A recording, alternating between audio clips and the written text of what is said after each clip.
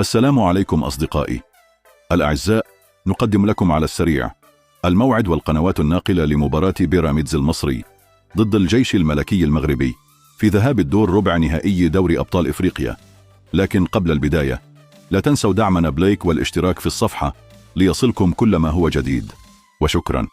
وتجرى مباراة الفريقين اليوم الثلاثاء 1 أبريل 2025 ابتداء من الساعة 7 مساء بتوقيت المغرب، وتنقل المباراة مباشرة على قناة BN Sport 5 بصوت المعلق محمد بركات.